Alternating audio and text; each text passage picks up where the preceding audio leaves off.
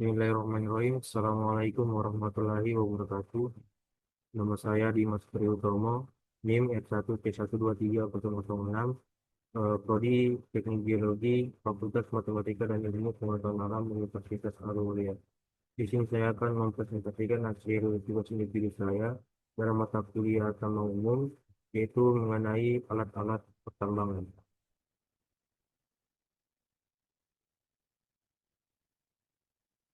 Baik, adapun pendahuluannya.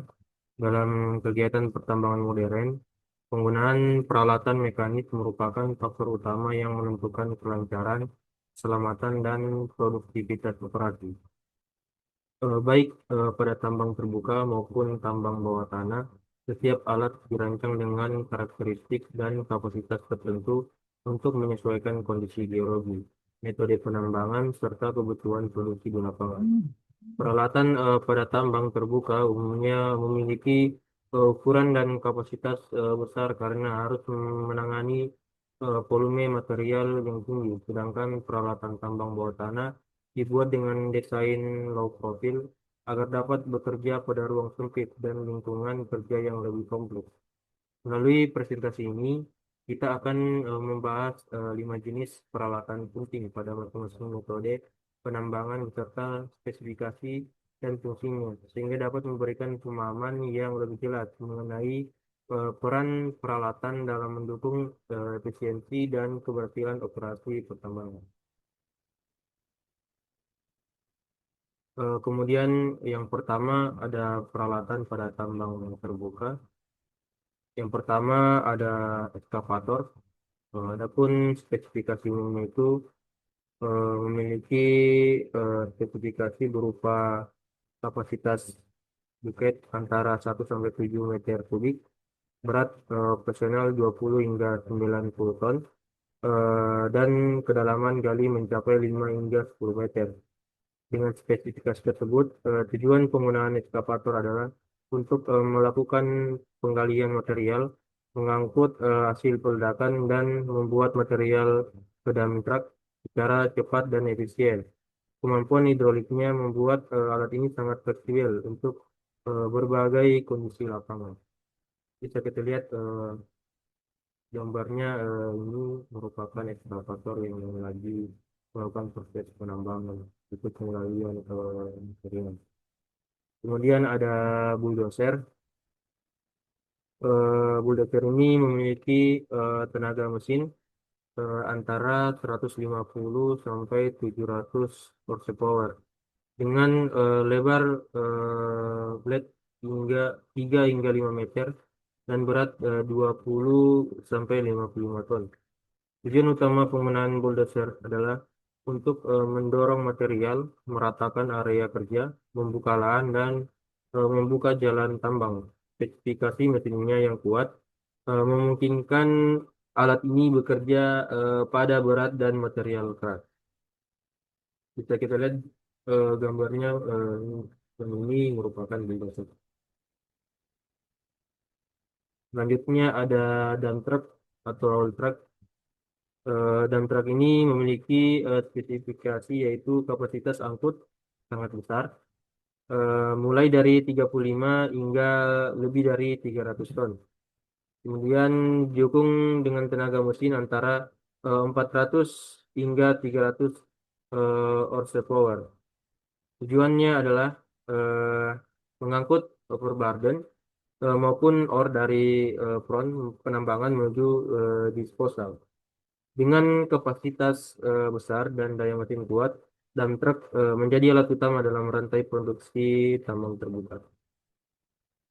Kita lihat gambarnya ini merupakan dump truck. Kemudian ada wheel loader. Adapun spesifikasi umumnya itu memiliki kapasitas bucket 2 sampai 10 meter kubik dan tenaga mesin itu 150 hingga 700 horsepower. Tujuan penggunaannya untuk memuat material lepas, menata stok material di stockpile, serta memindahkan material dalam jarak pendek. Spesifikasinya membuat alat ini sangat efisien untuk pekerjaan pemuatan cepat dan berulang. Selanjutnya ada drilling right. Adapun spesifikasinya itu memiliki diameter lubang bor antara 6 hingga 12 inch dengan kedalaman 10 hingga 40 meter dan menggunakan sistem rotary atau DTH. Tujuan kegunaannya itu untuk membuat lubang peledakan agar fragmentasi batuan dapat optimal. Tahapan pemboran ini sangat penting dalam memastikan efisiensi peledakan dan kelancaran proses penggalian berikutnya. Bisa kita lihat pada gambar di bawah ini merupakan drilling rod. Ini merupakan komponen-komponen dari drilling rod.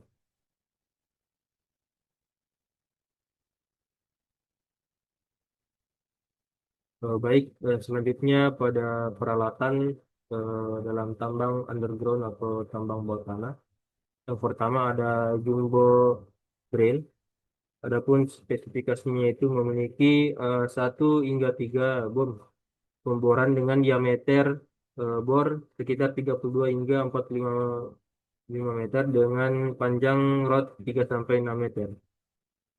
Kegunaannya itu untuk melakukan pemboran pada fase terowongan sebagai persiapan ledakan. Dengan spesifikasi ini, jumbo drill menjadi alat utama dalam pengembangan terowongan bawah tanah. Bisa kita lihat gambarnya yang ini.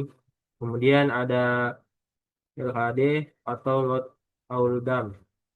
Adapun spesifikasinya yaitu memiliki kapasitas bucket 1 sampai 7 mm kubik eh, dan tenaga mesin 100 hingga 350 horsepower serta desain low profile agar muat di terowongan sempit.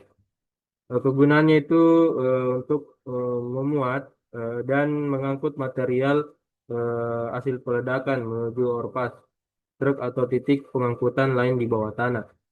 Alat ini sangat penting dalam siklus pengangkutan di tambang bawah tanah.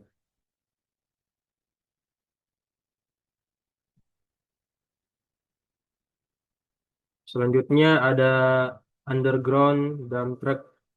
Walaupun spesifikasinya itu memiliki kapasitas 20 sampai 60 ton dan desain rendah agar bisa melalui terowongan. Kegunaannya itu untuk mengangkut ore eh, maupun waste dalam terowongan ke lokasi pengolahan untuk diangkat ke permukaan. Spesifikasinya memungkinkan mobilitas tinggi dalam ruang terbatas. Gambarnya yang ini underground dan truck. Kemudian ada rope bolter. Adapun spesifikasinya itu rope bolter mampu memasang bol dengan panjang antara 1 sampai 3 meter menggunakan mekanisme resin atau mechanical bolt. Kegunaannya itu untuk menstabilkan atap, terowongan dan mencegah reruntuhan. Alat ini sangat penting untuk keselamatan karena memberikan penyanggaan langsung setelah terowongan dibor dan diblas. Gambarnya yang ini. Selanjutnya yang terakhir ada continuous miner atau rod feeder. Adapun spesifikasinya itu memiliki cutting head bertenaga 300 hingga 600 horsepower dan kemampuan memotong batuan dengan lebar 3 hingga 6 meter. Adapun kegunaannya yaitu melakukan penggalian mekanis terutama pada batuan lunak seperti batu bara tanpa perlu peledakan. Dengan spesifikasi ini, continuous miner dapat meningkatkan efisiensi penggalian dan mengurangi waktu jeda produksi. Kita lihat gambarnya pada ini, gambarnya ini. Baik, adapun kesimpulan dari paparan materi saya, yaitu peralatan tambang, baik pada tambang terbuka maupun tambang bawah tanah, memiliki peran penting dalam menunjang keberhasilan operasi penambangan. Pemilihan alat harus mempertimbangkan kondisi geologi, kebutuhan produksi, keselamatan, dan efisiensi operasional.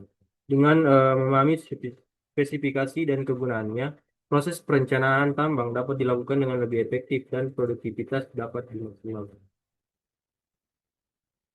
Terima kasih, itu saja eh, presentasi dari saya. Lebih dan kurangnya mohon dimaafkan. Akhir kata, wabillahi taufiq walhidayah. Assalamualaikum warahmatullahi wabarakatuh.